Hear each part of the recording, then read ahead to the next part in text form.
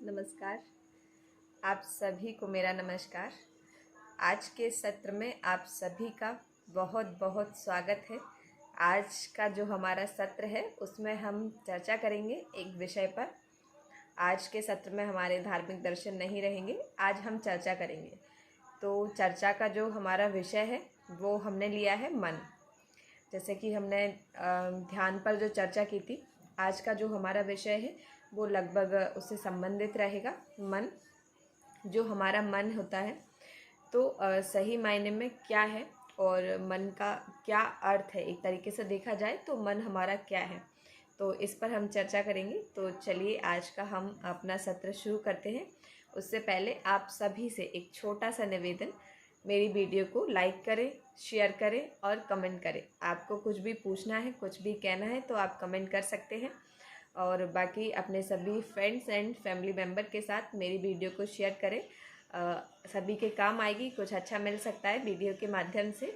और आप सभी का प्यार और आशीर्वाद, सपोर्ट मुझे मिलेगा तो मैं और अच्छे से अपने सत्र को पूरा कर पाऊँगी और इसको निरंतर आगे ले जा पाऊँगी। चलिए हम अपने सत्र को शुरू करते हैं। तो जैसा कि मैंने कहा कि आज हम चर्चा करेंगे मन पर।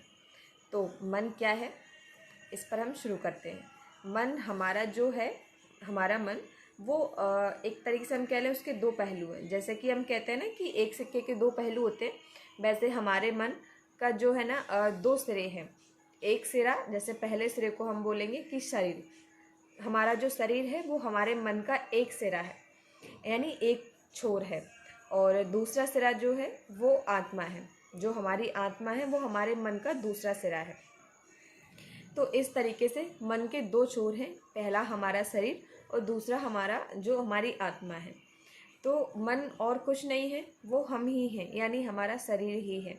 जैसे कि कुछ लोग कहते हैं, कुछ लोग समझ लेते हैं कि मतलब ये अलग अलग है, अलग अलग वृत्तियाँ हैं, अलग अलग चीज़ें हैं, इनको जोड़ा जा सकता है या जोड़ना चाहिए। तो जोड़ा उसको जा सकता है, इनको इकट्ठा तब किया जा सकता है जब ये अलग अलग हों, यानी अलग अलग वृत्तियाँ हों। जब तक ये अलग अलग नहीं होंगे तो जोड़ा कैसे जा सकता है। यानी विनु, जैसे कि एक वाक्य ले लें, विनु रश्मि। तो बिना रस्सी के हमारा जो मन है वो बंधा हुआ है, शरीर से बंधा हुआ है। आत्मा मन से बंधी हुई है, यानी हमारा मन शरीर से बंधा हुआ है और हमारी आत्मा मन से बंधी हुई है बिना रस्सी के। क्योंकि इनको बांधना या जोड़ना तब संभव हो सकता है जब ये दोनों अलग अलग हों। जब वो दोनों अलग अलग हैं ही नहीं तो हम इनको बांध कैसे सकते हैं। तो ये हमारे मन का शुरुआत का एक वो हो गया कि पहला सिरा और दूसरा सिरा। अब इस पर हम आगे अपनी चर्चा करते हैं। शरीर हमारा जो है वो पूरा का पूरा मन है। जैसे कि हम ऐसे कहते हैं कि आम तौर पर जो बोलचाल की भाषा है तो उसमें हम ऐसा कह सकते हैं कि हमारा जो हम अपनी भाषा करते हैं, मन हमारा यहाँ भटक रहा है, वहाँ जा रहा है, वहाँ जा रहा है। हम जो जनरली बात करते हैं तो ऐसा बोलते हैं कि हम इधर बैठे हुए हैं और मन हमारा वहाँ पहुँच गया। तो ऐसा संभव ही नहीं है, ऐसा हो ही नहीं सकता। सही जो बात है वो ऐसे हो ही नहीं सकती, क्योंकि मन जो है वो पूरा का पूरा शरीर ही है। तो शरीर जब यहाँ उपस्थित है तो मन कहीं और जा रहा है, तो ये कैसे संभव हो सकता है। तो सबसे ज़रूरी बात इसमें ये है, ये मन का विस्तार है। जो शरीर है मन का विस्तार है। हम इसको एक उदाहरण के माध्यम से समझते हैं। जैसे कि हम हैं और कोई हमारे पास आया और उसने हमसे कहा कि मैं जैसे ध्यान करता हूँ या फिर कुछ सोचता हूँ, कुछ भी, या फिर पढ़ने बैठता हूँ। एग्ज़ाम्पल के लिए हमें कुछ भी ले सकते हैं। तो जब मैं एक जगह पे बैठा हूँ और मेरा मन है कि वो इधर चला गया, उधर चला गया, सभी जगह भटक रहा है, मतलब कहीं और चला गया, तो हमारा जो जवाब होना चाहिए सही मायने में तो वो ये कि ऐसा संभव ही नहीं है। मन कहाँ, मन कहीं जा ही नहीं सकता। तो हमारा जो जवाब होना चाहिए वो ये है कि आप अपने मन से कह दीजिए कि वो आपको छोड़कर चला जाए। क्योंकि जब आपका मन इतना ही भटक रहा है, कहीं जा रहा है इधर उधर, अगर उसको जाना ही है तो उससे कह दीजिए कि वो आपको छोड़कर चला जाए। ऐसा हो सकता है? बिल्कुल नहीं, ये संभव नहीं है। क्योंकि मन जो है वो शरीर है, शरीर ही मन है। तो ऐसा ये भटकाव और ये सारी चीज़ें संभव नहीं है। तो मन को ठीक रखना है और सत्य को जानना है। मतलब सबसे ज़रूरी जो है, जो महत्वपूर्ण है जीवन में, वो यही है कि हमारी जो आखिरी मंजिल है वो सत्य तक पहुंचना, सत्य को पहचानना। तो शरीर जो है वो मन ही है।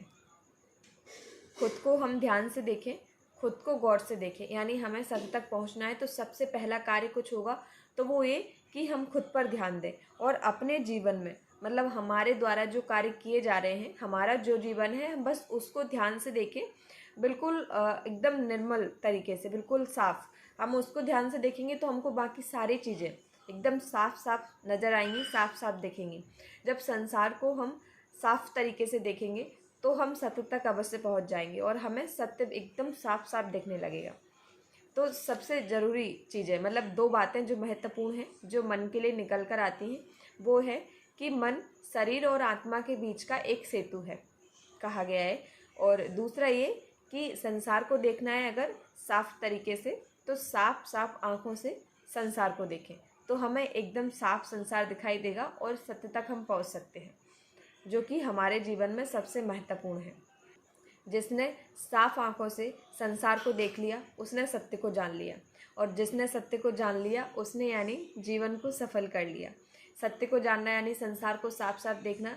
जो आप देख रहे हैं, जो आप कर रहे हैं, बस वही का वही आप बोल रहे हैं, यानी जस का तस। आपने कुछ देखा और बिल्कुल जस का तस आपने उसको बोला। मतलब इसका हुआ कि आप संसार को साफ देख पा रहे हैं और आप सत्य को पहचान पा रहे हैं, आप वहाँ तक पहुँच गए हैं। उसका अर्थ एक ही है। इसका बस यही सूत्र है कि आपका मन जितना निर्मल होगा, आपको उतना सूक्ष्म दिखाई देने लगेगा, और आपका मन जितना गंदा होगा, उतना आपको सिर्फ स्थूल ही स्थूल दिखाई देगा।